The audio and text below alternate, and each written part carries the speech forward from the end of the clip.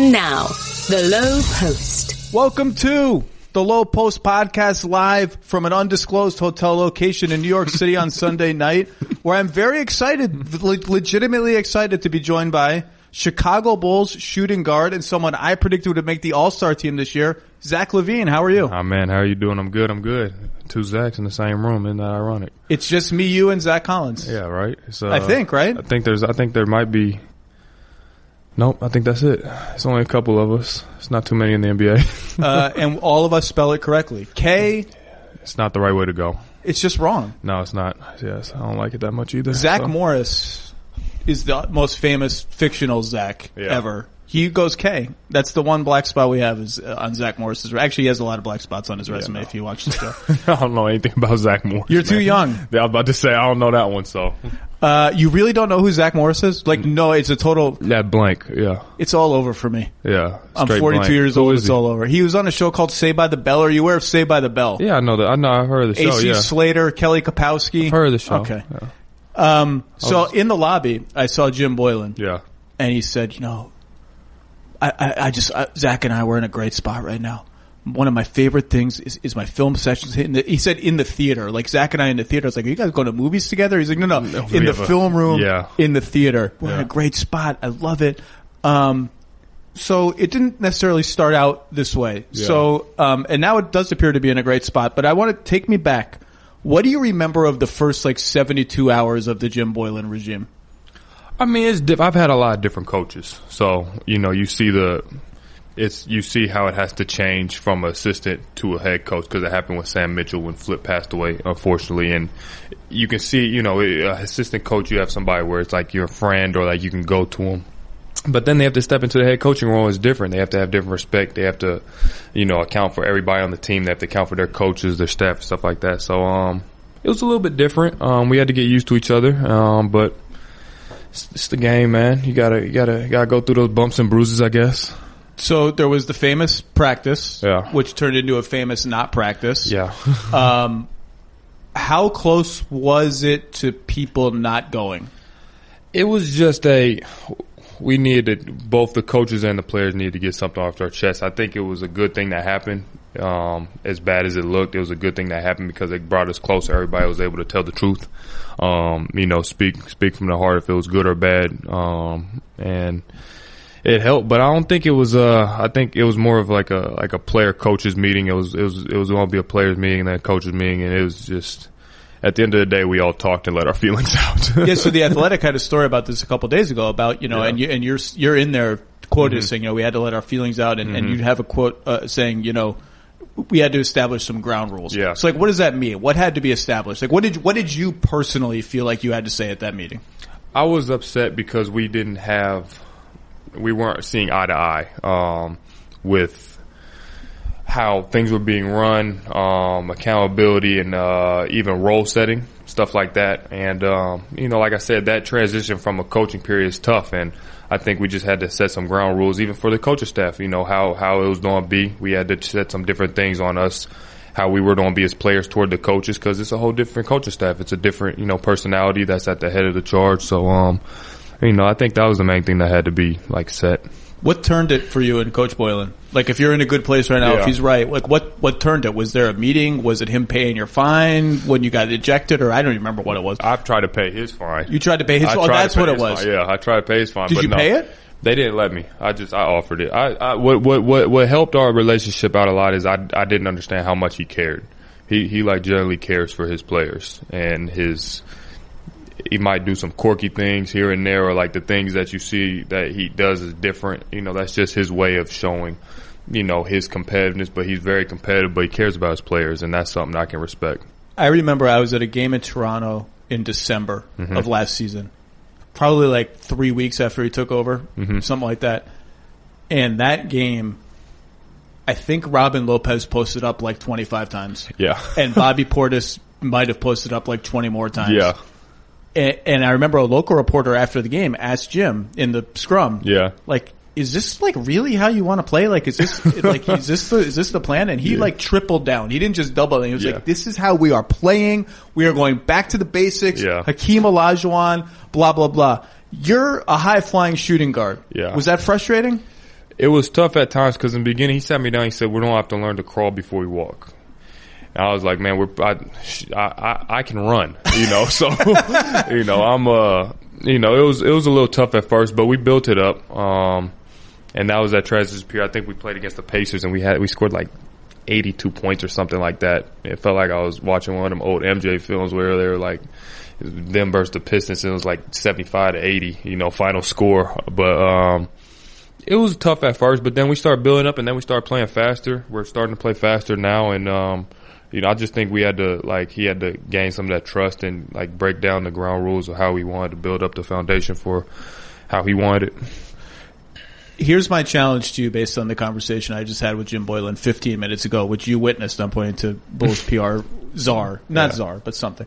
Can you explain the Men in Black film clip that he showed you at the beginning of the season? Because he tried to explain it to me, and like after 4 minutes of it, like I still did not understand the point that he was trying to make. Every once in a while, he'll show clips, and they're funny. He has a meaning for them. You know, he'll sit down and show clips. The Men in Black one was a little confusing. It was funny though, with the alien, right? He told me Will Smith is chasing an alien. Yeah, I think it was like determination, you know, knowing that he's outmatched, but he can still fight, and he's bringing the fight to him or something like that. So when he introduced it, the alien is called a cephalopod. That's what I do like about that, he keeps calling me a cephalopod. So I couldn't tell if you were the cephalopod or if you were Will Smith, and I think you're both. I'll take it. Because he says my nickname. I call the most athletic players in the NBA cephalopods because I don't remember the movie Men in Black. I saw it, but apparently this is a very fast and athletic alien. He like jumped up the entire like New York building. So it would make sense that you're the cephalopod. But I'm not a bad guy, so I don't think is the cephalopod just trying to live its life. I guess I know they were trying to take over the world, so I guess they bad people.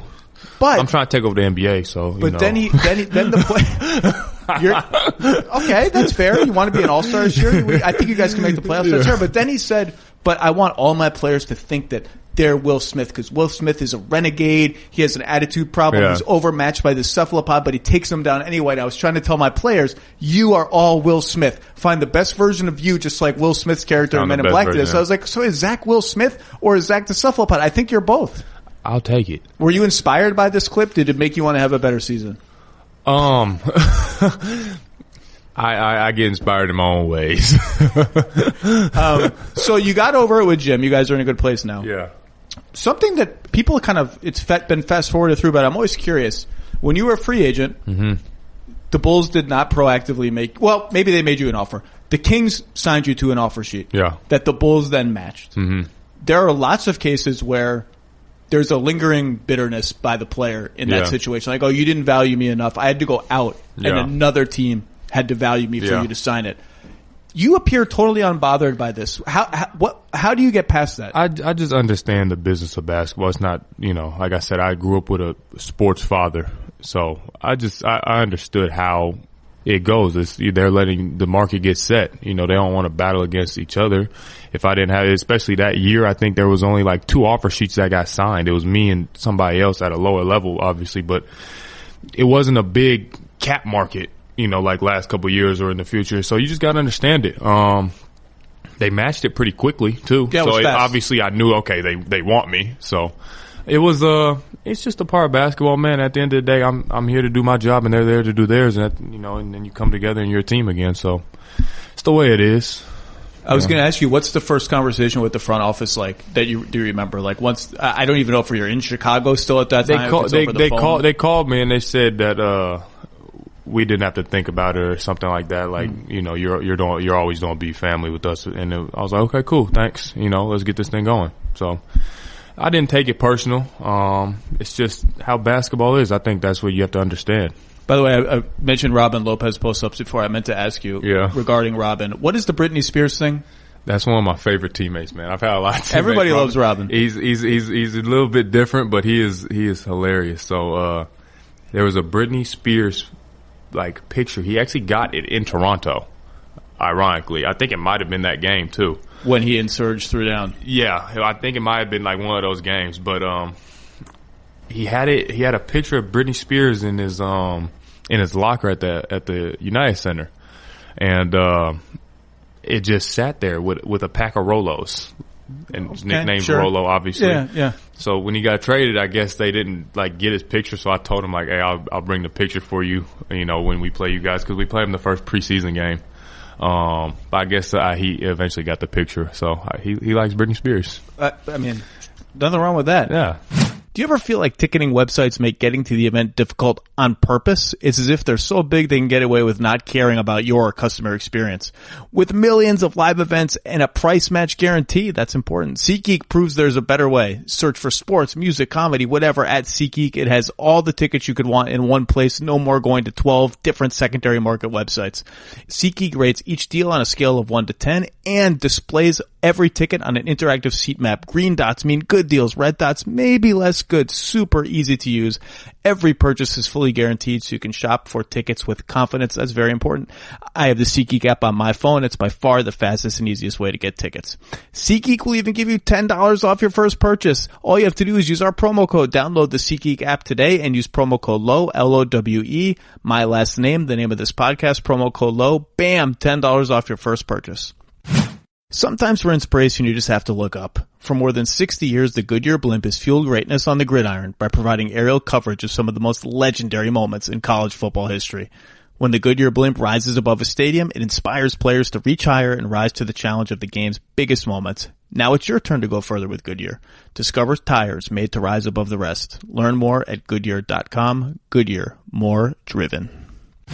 So one of the things that I think people don't know about you is you talk to anyone in Minnesota, anyone here, you are a hellacious worker. Everyone is like, this dude just, whatever the outside perception of Zach LaVine might be, we cannot keep this guy out of the gym. Mm-hmm. And someone from the Wolves told me, literally, we couldn't keep him out of the gym, so Flip had to disable his fingerprint from working at nighttime in Minnesota, so he couldn't get in the gym at night. Is that true? So I've got a lot better at what that was true. It was Flip. It was that period where Flip got a little sick, but I think it was Sam Mitchell that took away it was like my key card ability. Okay. Because after games, you know, you're a rookie, you have ups and downs. You know, same as now, you have ups and downs. So after the games, my way of venting would be like going back to the gym and shooting at night. You know, so I'll go back at like 11, 12 o'clock, and I'll shoot 500, 600 shots. I'll go to practice and shoot. So there. Do you have someone rebounding for you? A couple times it'll be like my father. I had one of my friends living out there with me, but sometimes after the game I didn't feel like talking to anybody. So I would just go there and shoot. I'm not somebody that's a big party. I don't drink a lot. You know, I go watch movies. You know, I hang out with my girl or something like that. But if I want to get away, like that's like my escape. So I go to the gym and shoot. And they told you this key card is not going to function after a certain hour. Yeah, you can't keep coming here at nighttime because I would still have to go up there in the morning. I'll be tired, obviously, in the morning. I'll go there early and try to get some shots up, and I'll go lift or whatever. And you know, they took it away. But did you find some alternative, like a local Equinox? This is actually something I've never told anybody. So in Minnesota, me and my dad are best friends, but he's out this world crazy with how he thinks of things. So in Minnesota, it's too cold to go outside and shoot like I used to in California or in Seattle. So we bought a hoop, and I had a 2-story apartment in Minnesota. And he put the hoop on like the stairwell, but lowered it to I don't know, it's like 6 feet so it'd stay inside, but then put this hoop on the top row of the stairs so it'd be at 10 feet. So I'll go and shoot inside the house in the stairwell, just touch shots, 100, 200 shots in the house. So that's what I would do. Did you ever break anything? I might have hit a picture on the wall a couple times when the ball bounced, but not so bad. Yes, it's worth it. I could have. Did you have neighbors that could have complained, or were you situated as such that there were no neighbors? So it was like a townhouse for that. It was for them. They had like a townhouse, and that's where I used to go do it. I lived in an apartment. That's why. I drove to their house and did it. So I don't think the neighbors really cared. No neighbors. They knew who I was. I signed a couple pictures and stuff for them too, so they could care less. I think if I was dribbling the ball at 11:30, 12 at night. I want to go through some Minnesota stories. Mm-hmm. Have you seen the movie Draft Day with Kevin Costner as the Cleveland Browns general manager? Oh, yeah, a little bit. Yeah, I've seen that. Yeah. Do you know where this is going? Draft Day. Does it have to do with with Flip? Yes. On the promise? Yeah. So, in the movie Draft Day, this is what I've been told. You can tell me if it's true or not. Yeah. I think the character's name is Vontae Mack. Mm-hmm. And Kevin Costner, they have the number 1 pick in the draft. Now, Kevin Costner in that movie is a terrible GM. He makes like 4 terrible trades and gets bailed out in the end. But he has a slip of paper that says Vontae Mack no matter what. Yeah. Even if, because he wants to pick him number 1 and it would be a controversial number 1 pick. Yeah. Flip apparently saw this movie. What were you, 13th pick, something like that? I was 13th. 13th. Yep. And wrote, Zach LaVine no matter what. Yeah. You have this piece of paper, I've been told. Yeah. You still have it? It's in my storage unit now with a lot of my Minnesota gear back home in Seattle. Yeah, that's amazing. It's like a little piece of paper like this, like a little like a note paper. It says Zach LaVine! Exclamation point. That's amazing. Oh, it doesn't say no matter what. It doesn't say no matter what, but just Zach LaVine on it with the little thing. And I have a little Flip Saunders award, and I love Flip, man. I love their family, the Saunders family. I've always been, they've been the best. I'm so happy for Ryan getting his opportunity as a head coach right now. But yeah, I have a little, because I did a lot of work in the community in Minnesota when I was there. So I have this Flip Saunders award that they give out every year for community, like assists almost, and I have the piece of paper with it. So Ryan told me. Cool. Ryan told me cool ask thing. about the piece of paper. Yeah. He said it. He thought it said Zach LaVine no matter what. In my head, I just wanted to say that. Yeah. But Zach LaVine exclamation point is fine. And it was big time because I didn't know if I was my draft rank. I had like 22 pre-draft workouts. It was crazy. So I was like slotted from 7th to like 2nd round. So I had to work out for every team in between. So I didn't know where I was going to go. I knew I was in the green room, but I could have went anywhere. So it was big. Which is, you have said subsequently, is your reaction to being picked by the Minnesota Timberwolves, instantly famous, was shock. It was just shock, right? No, it wasn't dismay. Mad. No, I had to explain that to when I first walked on the stage. Obviously I was just like, I said what I had to say. I didn't really mean it like that, but I was just shocked, And then when they were asking me afterwards, they're like, "Yeah, what about your reaction?" And I was like, "I'm extremely excited, this and that." And all the reporters are looking perplexed, like, "What are you talking about?" And then I watched the video of it. I'm like, "Oh, damn, like, I didn't know I did that." So it was a little different, I feel bad for it, but it was not my reaction. Ryan also told me, so you get traded to the Bulls on draft day, X years later. Ryan got married about a week after that. Yeah. And he was like, well, we weren't sure Zach was coming at that point because we had just traded his ass. And not only did you come, it took like a couple flights and there was some travel mishap, but he has this photo he sent me on my phone. Yeah. You were like the first person that he hugged after the wedding. Yeah. And it's a photo. So you were going no matter what. Yeah. I mean, it's like I said, I understand basketball, man. I understand business. You can't take it too personal. Cause it happens all the time. And, they made a decision that they thought was best for their future. I was going through my ACL rehab. Yeah, I have a little bit of I was mad, but then at the same time, I'm like, I get to go somewhere and I get to become who I think I am. So you gotta take it, you gotta take it the right way. But I was going regardless. That's a family friend, and it's, you can't miss those type of things. Some team that interviewed you for the draft told me we were shocked. And for us, it was a good kind of shock at how confident he was in his interview with us in Chicago at the pre-draft conference. Oh, really? And I said, what did he say? How did he come across confident? And he said he looked us in the eye and told us, second year in the league, I'm going to be an all-star. Do you remember saying that? I've always been a confident person in my work. You can, if you have interviews with me, whenever I step on the floor, I think I'm the best player. I think I'm the fastest. I think I'm the most athletic. I don't care if I'm playing against people Michael Jordan played against in Space Jam. I think I'm that good, but that's just the mentality that I think I should have when you step on the court. I'm not trying to be cocky, but it's just the work that you put in.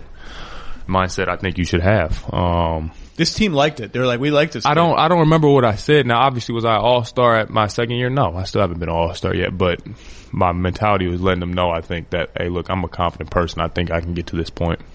So I think if you asked the kind of people who follow the league most closely, what is separating Zach LaVine from being an all-star right now?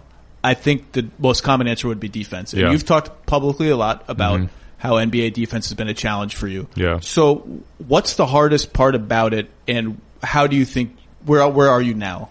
I feel a lot better right now. I think it's always been my downfall. And once you get someone saying something about you, it's hard to get rid of that narrative. So I just have to almost shut it up. As good as I think I am offensively, there's no reason I can't be that good defensively. I feel like I have all the tools. I just have to put my mind to it. I've always been a really good on-ball defender. I haven't been the best off-ball and team defender, and that's what the NBA is team defense.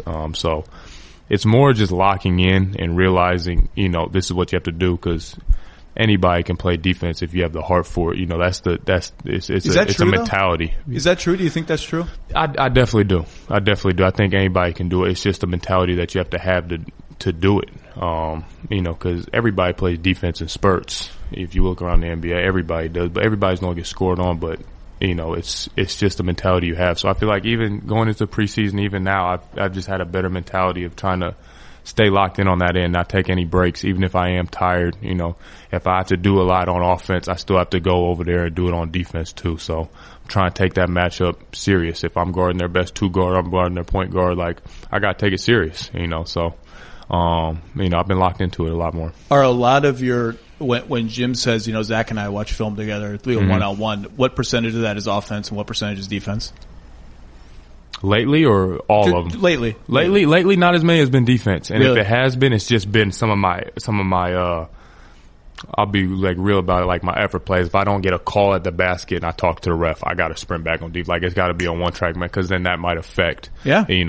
I'm the last man in the rotation. If somebody in the corner is going to get a shot because I was over here chirping to the ref, or if I'm late on a rotation or something like that, coming a little bit more forcefully, something like that. But mostly it's probably been 60-40 offense, defense. I feel like I've made up some ground defensively.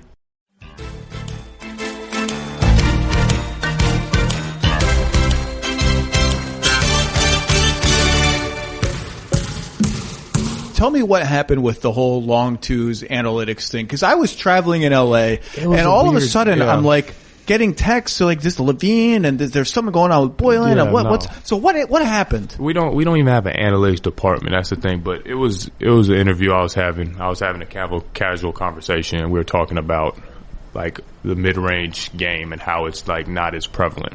We weren't talking about me or the Bulls. I was talking about some of my favorite players have been mid-range players. Carmelo Anthony, Michael Jordan, Kobe Bryant. I was obviously the mid-range has been good for the NBA. These are some of the best scorers in NBA history. You know what I mean? And you need it no matter what. You need it in the playoffs. I work on the mid-range. I think I'm a pretty good mid-range shooter. I think I can make those shots. Now, am I going to go away from and just try to be I'm going to shoot nothing but mid-range because the NBA wants it, or there's more analytics now? No. If the system is now that, we're going to shoot more threes and get to the hole and shoot free throws, but, I still have the ability to shoot mid-range when I want to. The Bulls have to trust me to do that. It wasn't anything about Zach versus the Bulls. I think it just got misconstrued. Back to defense. You mentioned off-ball stuff. Mm-hmm.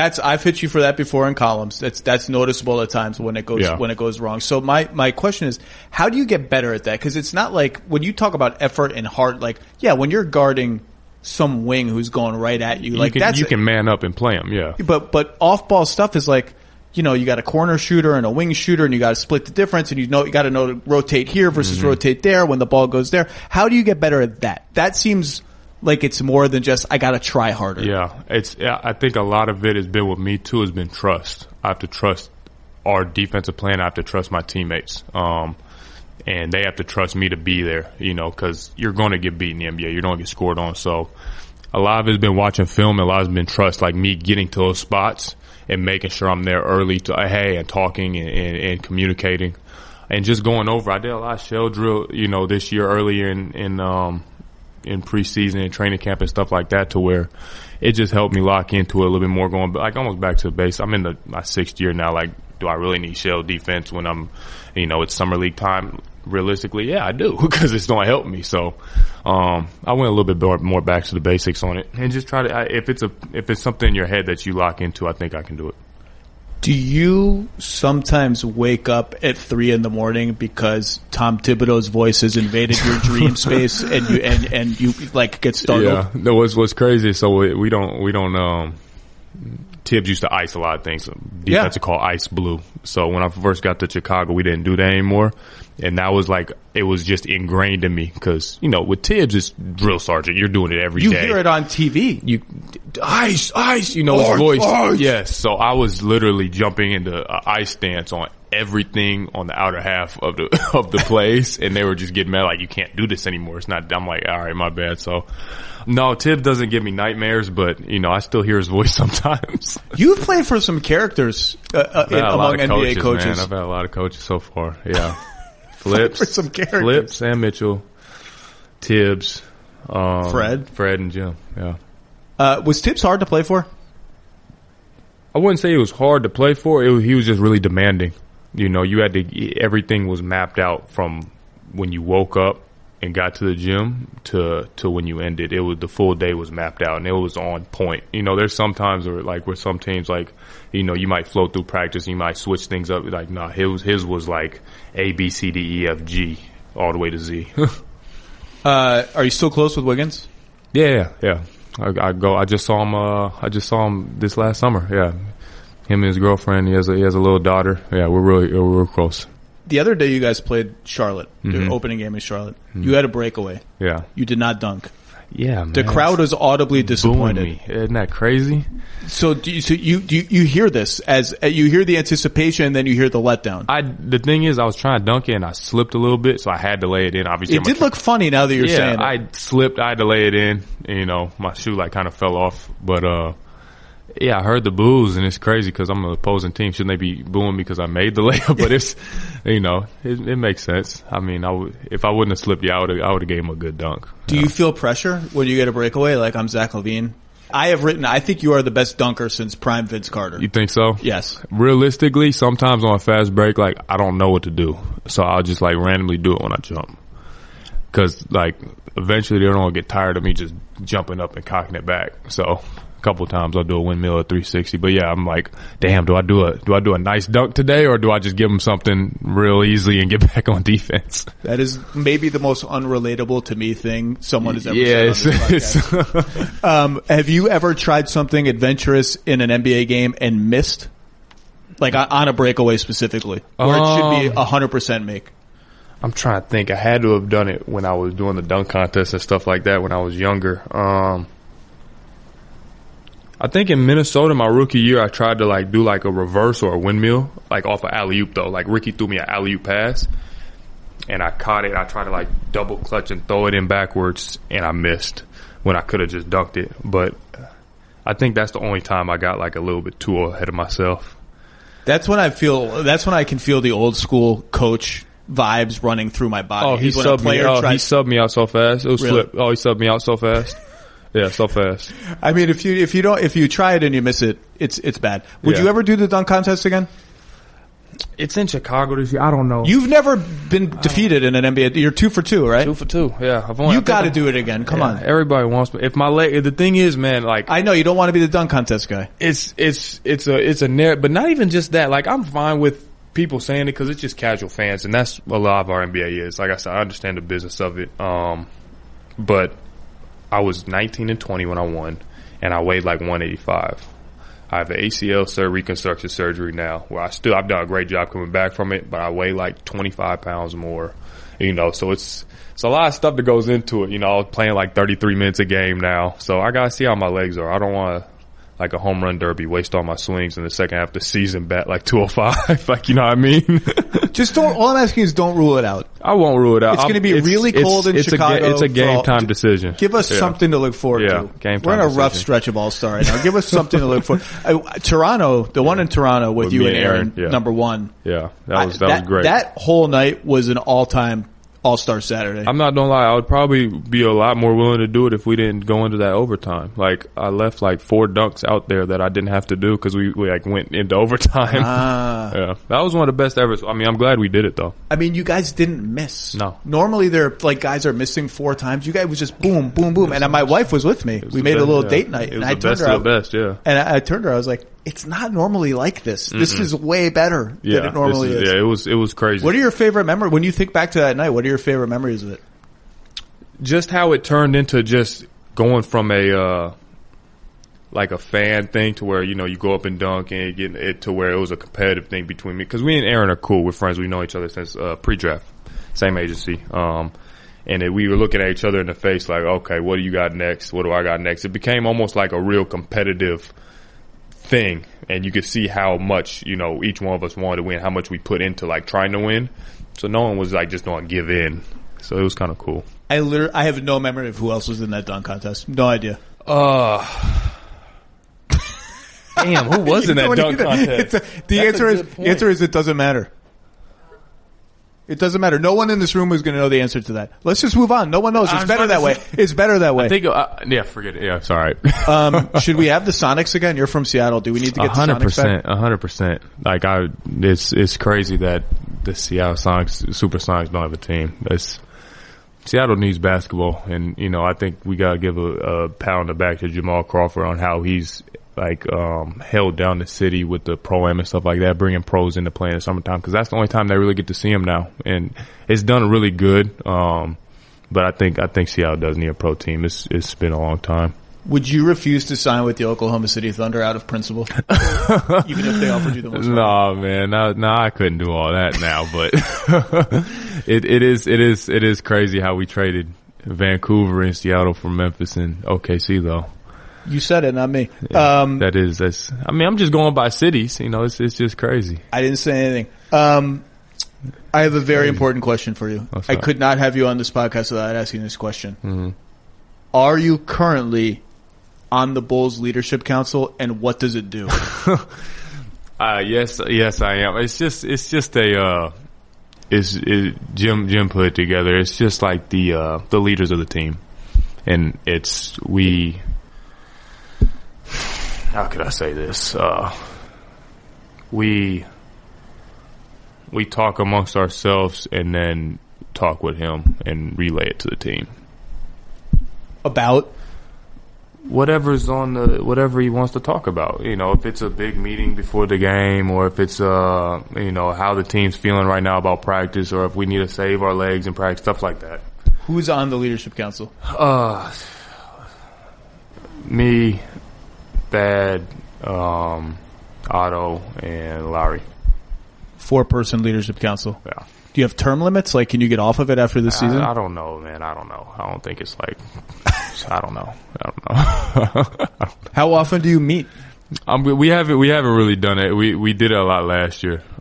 This is disappointing. I really want it to be an official thing. Like on the 10th of every month. Every month we have you are summoned to a potluck dinner with the rest of the leadership. We have to wear a certain outfit each time. Like powdered wigs. I want powdered wigs and gavels. It ain't nothing like that, man. No, it's just, you know, pretty much like the captains of the team. People, hiring can be a slow process. Cafe Altura's COO Dylan Miskowitz needed to hire a director of coffee for his organic coffee company, but he was having trouble finding qualified applicants. So he switched to ZipRecruiter. ZipRecruiter doesn't depend on candidates finding you, it finds them for you. Its technology identifies people with the right experience and invites them to apply for your job proactively, so you get quality candidates fast. Dylan posted his job on ZipRecruiter and said he was impressed by how quickly he had great candidates apply. He also used ZipRecruiter's candidate rating feature to filter his applicants so he could focus on the most relevant ones. And that's how Dylan found his new director of coffee in just a few days. With results like that, it's no wonder 4 out of every 5 employers who post on ZipRecruiter get a quality candidate within 1 day. See why ZipRecruiter is effective for businesses of all sizes? Try ZipRecruiter for free at our web address, ZipRecruiter.com/lowpost. That's ZipRecruiter.com/lowpost, LOWEPOST, the name of this podcast. ZipRecruiter.com/lowpost. ZipRecruiter, the smartest way to hire. You guys, I've actually been pretty surprised. We should probably talk about the 2019-20 Bulls a little bit. I've actually been a little surprised how openly even Jim has mentioned the playoffs as a goal. A lot of times you'll see a young team with some buzz. They'll try and be like, yeah, you know, to one step at a time. But like the P word has been spoken. Yeah. You're 1-2 as we're taping this. How realistic? Like, did you have a win total in mind? Do you share that goal? Like, yeah, playoffs. We got the talent to do it right now. I think that it came because you have to set goals, and I'm not somebody that's going to shy away from. Like, I set goals for myself, but you can't shy away from them. Or if you don't believe in them, I don't think that they'll be achieved. So why not say we can't be a playoff team? If we don't believe it ourselves, nobody else will. I don't think we'll become it. So, yeah, I think we can make the playoffs. Obviously, I think we go into every game thinking we can win. I don't think we're going to go – obviously, we're not going to go 82-0, but, you know, yeah, I think we can make the playoffs. I think I picked you to make the playoffs. Yeah, Did I feel super confident in it? No. But, I mean, I think it's doable. Yeah. In the West, I think it'd be a different story, but in the East, it's doable. Yeah, no, for sure. We got to go out there and do what we have to do, man. It's a goal, and it's something we have to go down there and chase. What do you think of the Lowry-Wendell front line? Like, it's just almost as a teammate and almost as a fan, when you watch them play, what do you envision for them, like, by the end of the season, they're going to look like this? Or, like, what's the peak version of that group look like? I mean, Lowry's just a hybrid, man. It's the stuff he does sometimes, like, in the game. You know, I've done a lot of really cool things, and I know Lowry sometimes, like, takes me back on, like, he's a 7-footer that plays like a guard. You know, he'll go to the left and do, like, a 1-foot fadeaway. And it's like, damn, it'll be hard for me to do that. Like, he does things that is just, for 7-foot people, they don't do. Wendell, at his age, is probably, like, one of the most advanced, like, big men, like, defensively I've ever seen. Like, he makes up mistakes, you know, for us. He erases them. So I think our front court is huge, man. It's going to help us a lot. I think those two guys pair really well together, and the only obstacle is youth. But we'll see. Who's the best athlete on the team other than you? I think I know who it is, but who do you think it is? The best pure athlete. Like, you guys are doing American Gladiators. Oh, you won't guess it right. I know you won't. You say your answer first. Shaquille Harrison. Oh, we got it right. All right, cool. Yep, you already knew it. Yeah, Shaq Harrison. He's a monster athlete. Yeah, no, it's ridiculous, yeah.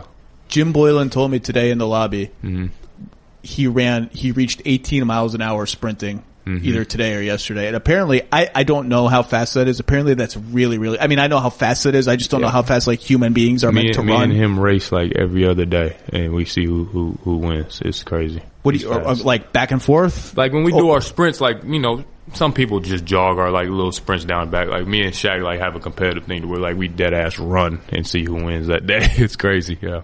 If he can ever get that jumper working, he's a freak athlete. He could make it in football, baseball. His brother's a professional baseball player. Yeah. Well, what he can do defensively, man, he is annoying. Yeah, he's a hawk. Yeah. Last thing, and I'll let you go meet with Jim Boylen because you have a film session with Jim Boylen Got a little bit of film session, man. What's more fun, this or a film session with Jim Boylen? Oh, this for sure. Is he standing and moving during the film session? He's animated. I'll say that. He's animated. Because when he talks to me about basketball, sometimes he stands. Yeah. And I'm like, Jim, calm down. Just chill, man. I'm just trying to drink my coffee. This is how he is. This is how he is. He gets into it, man. And I like it, though. He's crouching. I'm like, my God. Yeah, he likes it. Just like, turn it off, man. No off switch for him, man. We need it. You played how many seasons with KG? Just one? 1.5. Okay, 1.5. Got traded halfway through my rookie year, yeah. Best teammate ever. Open-ended. Yeah, best teammate ever. Best Kevin Garnett story that you have? Wow. Could be anything. I can give you a good one and a one that's funny. Give them both. That's what I'm trying to think of. I got to take out the explicit words in a couple of them. Well, then it's like, to, you know, I got to try to. Yeah, KG's not radio friendly. Yeah, I got PG-13 it down. So we are in. I'll give you one. So we're in New Orleans, and the rookies on the team are me, Andrew Wiggins, and Glenn Robinson III. Before we got traded. We're going through shoot around this and that, and this is when, you know, we have vets on the team like Kevin Martin, we had Mo Williams, we had Pekovic, Thad was on the team. I think Thad was in like his 7th year, something like that, 7th or 8th year. So after practice, he gets mad, like, man, the rookies ain't done nothing yet. The rookies haven't done anything. They a good bunch of rookies, but I haven't seen them do a lot. You know, back in my day, we used to do da-da-da-da-da-da-da. He's going off, he's talking. So him and Sam Mitchell are talking to him. He's, Sam, you used to make me do all types of this and that. So he grabs the balls, and he says, you know what? You guys got to collect the balls today. So he rolls one. He just grabs one and rolls it down to the floor. So we all looking at each other like, okay. And then he grabs another one, he punts it into the stands. So then Kmart grabs one, punts one into the stands. So that was our rookie, like, hazing for that day, just because they got bored. So we had to go gather up all the balls. That's pretty good. It wasn't bad, but one of the best teammates ever. You're saying one of the best teammates ever, though. But that was a funny story. The best like a good KG story to where, like, he's like, what was he, 40, 41? when he was playing with you guys? He was old. Whatever it was 41. old. So I came in. So I got, like I said, I work my butt off. You know, so I get to the gym at like practice at like 11. I'm there at like 8:30, and you know, I'm walking. I'm thinking I'm ready to go. My rookie, I'm driving I got a car like a dealership like promo. I have a Lexus. I'm thinking I'm great. You know, nice little red Lexus. Pull into the facility and there's all black Phantom just sitting there. So I'm like, wow, like this is crazy. Like whose Phantom is this? And I've only met KG like once or twice at this point. Go upstairs. Kevin Garnett is in a full sweat. When I tell you, doing sprints up and down the floor. I'm 19. I'm going there early to get my shots up. Talking to himself. Yeah, KG. We're ready to go, KG. We're back home. Let's do it. Let's do it. And he's running up and down the floor. And I'm just sitting here like, wow, like this is, what's up, young fella? You good? You coming to get some work in? You still can't beat me to the gym. I'm like, damn, like this dude's a Hall of Famer. He's 40. Wow. It was crazy. And then and then did full practice. You could hear his voice from like when we played and we were on the opposite end, you could hear his voice, blue, ice. He was probably the biggest help on defense you could ever have. Flip once told me a story about, I think it was in Vegas, everyone was practicing together and Pekovic was either out of shape or being lazy, and KG just like... And Peck was the biggest dude in the NBA at that time. Peck was scary. Yeah. Peck was legit scary and KG just went at him. I came to the locker room one time and Peck was boxing. Like, just in a full sweat, boxing a punching bag. And it was like, God. Yeah. I ate at a restaurant next to Peck once in Minneapolis. Yeah. It was me and Damian Rudej. And Peck was at the next... I remember Rudej, yeah. Me and Peck was at the next table. I have never seen a human being order more food at a restaurant. Really? I mean, just like food just kept appearing at the table. That dude right there, man. And he was like a rock. He wasn't like fat. He was just a rock of muscle. That's the reason I don't wear coming out of college, I was number 14. I wanted to have that in the NBA, and he had it. I just didn't even feel like asking. So that's the reason why I made it. Is that true? Realistically, yeah. You just didn't want to ask him for the Didn't want to ask him. Like when I got traded here, like Robert Lopez at 8, so I asked him for it. You know, he's a big guy, you know, but he's real friendly. Like I wasn't even going to ask Pekovic for the number. I was terrified of him. I think that's a good call. Yeah. All right, you've got to go meet with Jim Boylen. Speaking of terrifying prospects, I appreciate Zach LaVine, you having me here, man. Good luck this season. Thank you. I think you guys have a chance to be good. I think you have a chance to be an all-star. I want to see all that happen. Thank you for taking a little time out. Thank you, guys. Have some fun in New York and go get a W tomorrow. I'll go get some Peter Luger's tonight. There you go. Steak. Yeah. That's a good place to go. Thank you, sir. Bad. Take it easy. Take it easy.